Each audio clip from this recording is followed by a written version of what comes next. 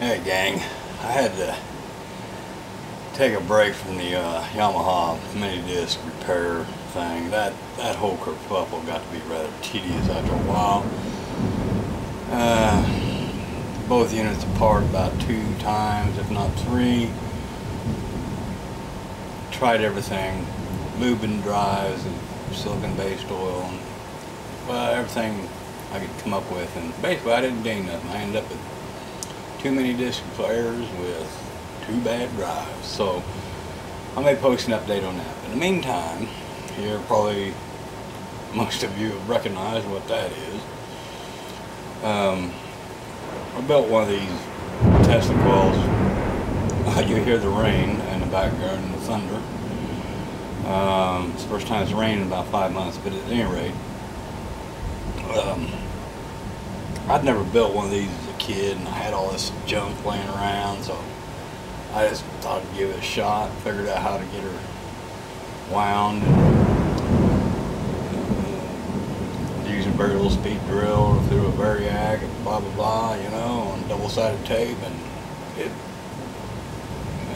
kind of worked out. I'll explain that in a little better detail here in a second or two. For now, I'll just give you a closer look at what we're doing. The variacs are just to control the rotating spark gap and primary of the NST.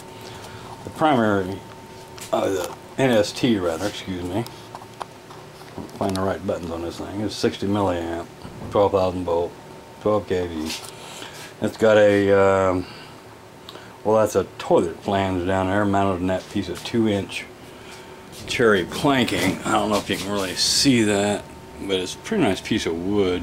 But the toilet flange is inset into it, and that's where I set the safety gap. That's that. Then I built this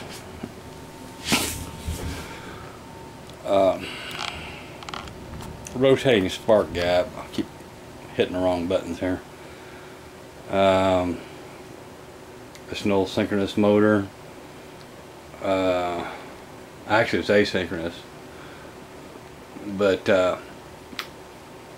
built it out of a chunk of plexiglass. Managed to get that thing cut out and balanced. It's balanced real well, as a matter of fact. It sits about 30 seconds of an inch off that piece of wood and never touches it. So that's in series with the primary, the high voltage side of this thing, which is made out of 1/4-inch copper. I'm not sure what gauge wire I used to wind this. It's just what I had on the shelf. I didn't have funds to build a good MMC array as for a capacitor in the circuit, so we could tune the LC constant. But so I opted to build one of these simple bucket caps. I mean, everybody knows what they are. Beer bottles sitting in a bucket full of salt water, and they're filled with salt water, and then they're topped with oil to suppress corona. Pretty simple cap. They do have a tendency to bust the sides out of one every once in a while and short the whole circuit. As far as filtering goes, I'd like to have I think they call it Terry Fritz circuit on the secondary of the NST to prevent back spikes, high voltage spikes. All I did was just put a simple line filter on the input so it can kind of limit once it gets back into the mains. Like I say, the thing is not tuned. I don't have a signal generator that works really well. We've got the scope, but with a signal generator and scope, you can tune these things, get the LC constant right. That hasn't been done. This thing is in no way tuned.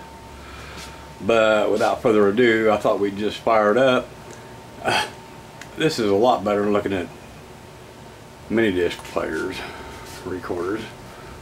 So we'll just go ahead and turn off a couple lights and give you a quick view of this thing.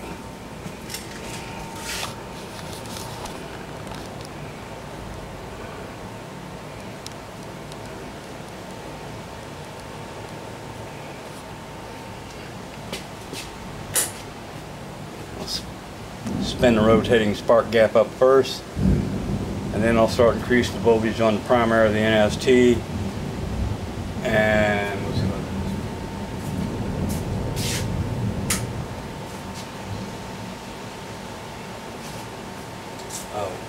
the globe on top of it was an old plasma globe I had sitting on the shelf. Electronics were toasting it, so I pulled all that stuff off of it, cut it away from the actual bulb, and mounted it up there. Run a secondary lead up in it just for, well, just to see what it would do.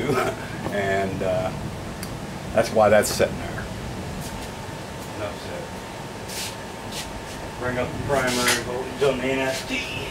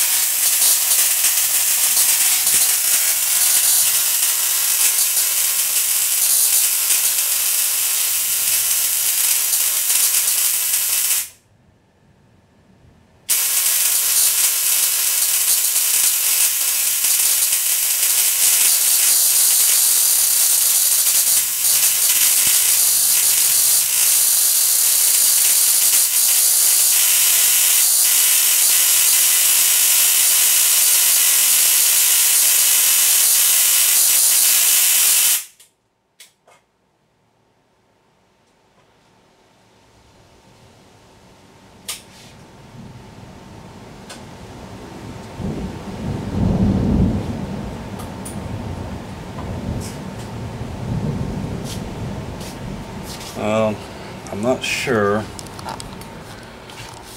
I lost the